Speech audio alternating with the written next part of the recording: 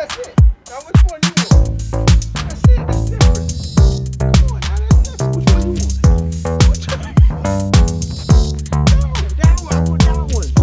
Which one you want? Okay, everyone. Thanks for visiting our channel. I am Jonathan. I am Galen. And today we wanted to share with you, as you can see here, it's the major reasons, about 4 top reasons of why your visa may be denied.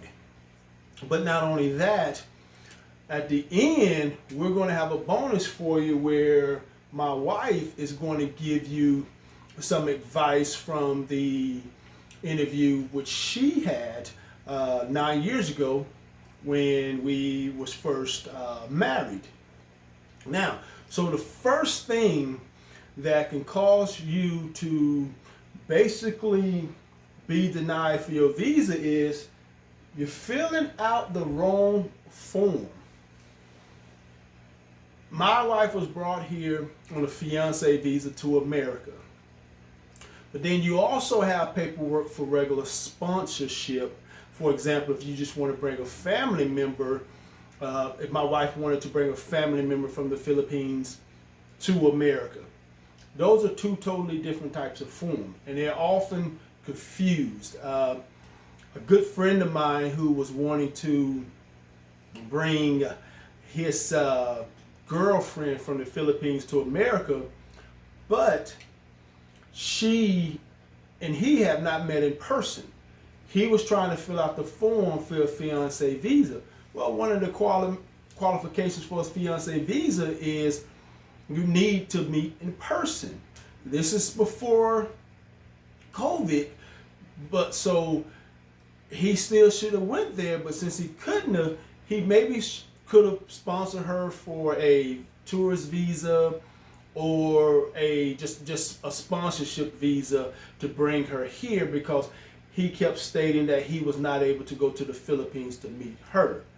Okay, now, as far as number 2, the second reason is you did not meet the requirements. The requirements of a visa is when I brought my wife to America, I had to have a certain level of income. I can't remember what it was at the time, but I believe it was somewhere about, for one family member, just myself and me bringing my wife here, maybe it was $16,000 to $18,000 a year, somewhere about in that range. Of course, I met that and I exceeded it, but there's minimum requirements for each visa. So it's important for you to go in and read and find out about what's the requirements, and don't forge any requirements, especially like on a visitor visa. There's a lot of requirements to show that you've had a certain amount of money in the bank, but here's the kicker to that, baby, because you want to go ahead and explain to them what's going to happen when you have to have a certain amount of money in the bank and you try to just put the money in the bank a month before your interview. Can you go ahead and tell them what they're going to do? They're gonna deny your papers. Now, but why are they going to deny your papers? You have to that money should be there for a couple of been years. Don't touch that money. Yeah. Yes. You have to don't touch that money. Yes. Because they have to see that that money was in there. It's not just you just put it there because you have this. Someone's gonna look at your paper. Someone gonna, Correct. Just for a show. Correct. You want to come on a visitor visa, for example, and you have to have so much money in the bank that they want you to show that you are able to support yourself in America for the time that you're going to be in America. You try to put that in a month before. No, they want to see bank statements months, 6 months, a year and a half before that. So if you try to forge that little information, they'll know it. You'll be denied because you did not meet the requirements. Now, that brings us and lead us into the third reason. So we have the wrong form, not meeting the requirements. And now the third reason would be, go ahead, baby, go tell them. Incorrect information. There you go. Incorrect information, or you forging information, you're telling a little white lie. Well, those workers, they're going to go back and dig for paperwork. For my wife, they had to they check and recheck. For me, as her sponsor, her fiance bringing her here, I had to get a letter. At that time, I was a store manager for a retail company. I had to get a letter from my district manager stating that I was a store manager. I've been in the position this amount of years. And at that time, I believe I was in the position for like 8 years. And in the very near future, he did not foresee my employment being terminated. So that's how far, and I had to put that information in my packet. Baby Cole, what are some of the things, that they may have checked on your end in the Philippines, if you can think of any?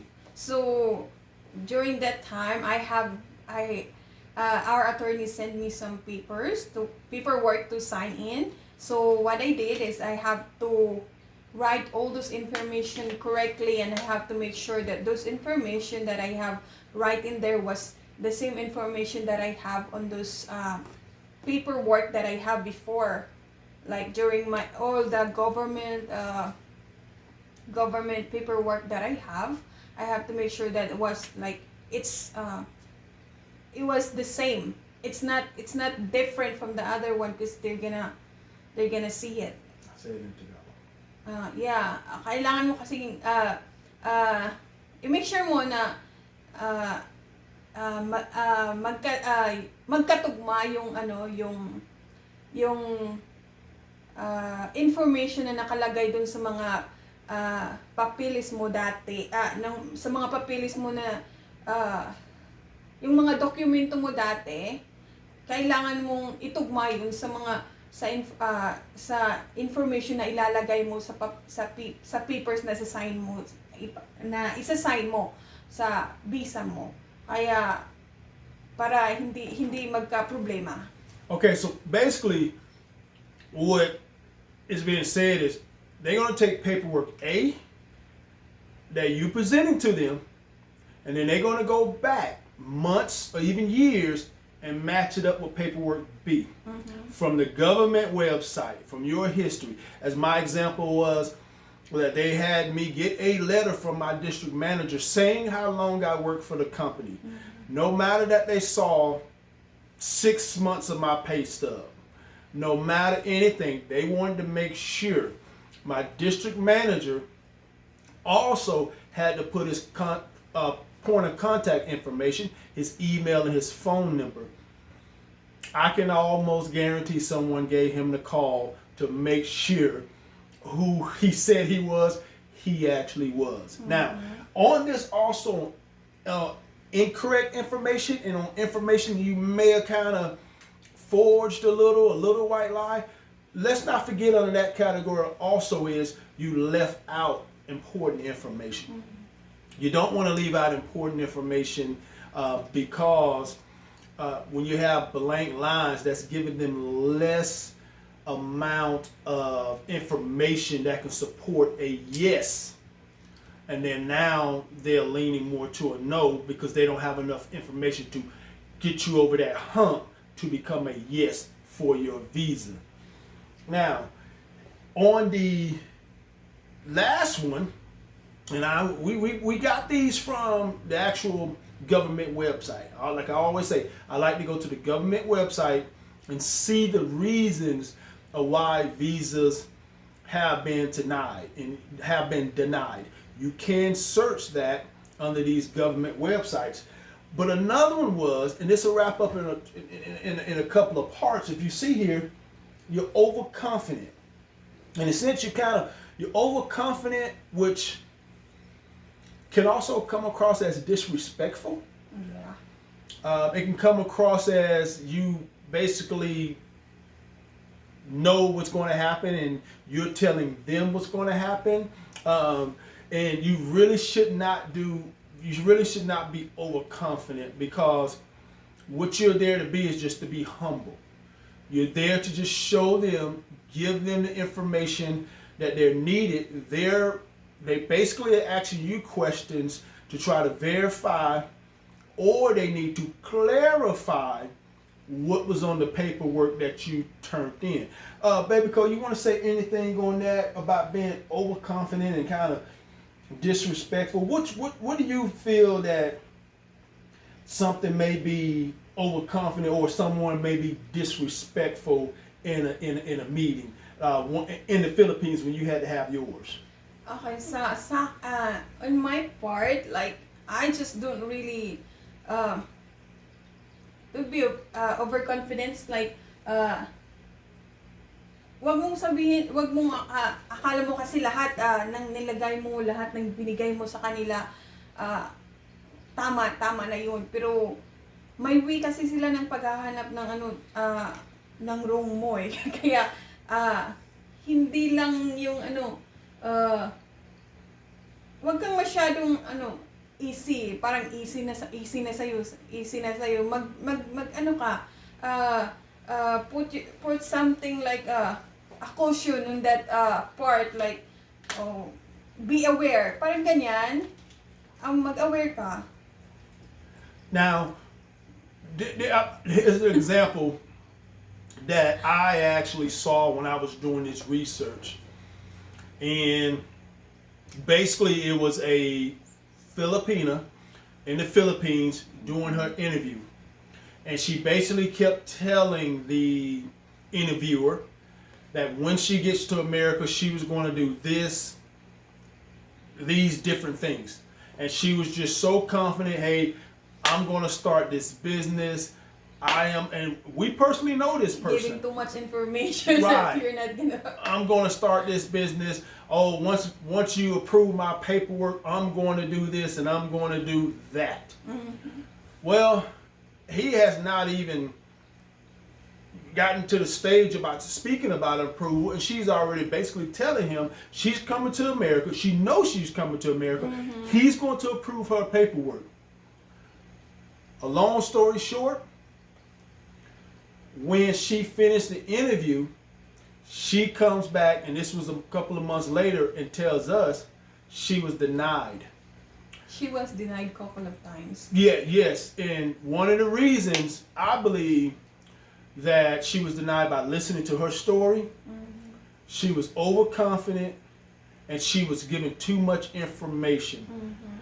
And she basically kept speaking when he just wanted certain questions answered.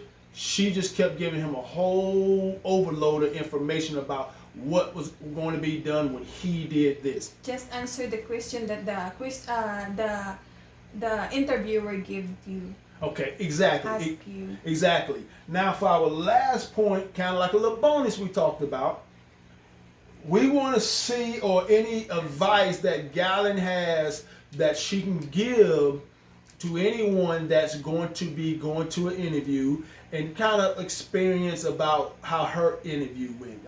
What advice would you give them? Okay, so for me, you just have to be yourself. Be presentable. Wear some appropriate clothes. Wear an appropriate clothing during the interview. Okay. Now, time out. What do you mean by appropriate clothing? Yeah, because what should they not be trying to wear? Philippines has a dress code during interview. It's not just like you can just wear some shorts and a shirt like this. No, you have to be like presentable, like a business type of clothes, or just even if you wear a dress, the dress should be like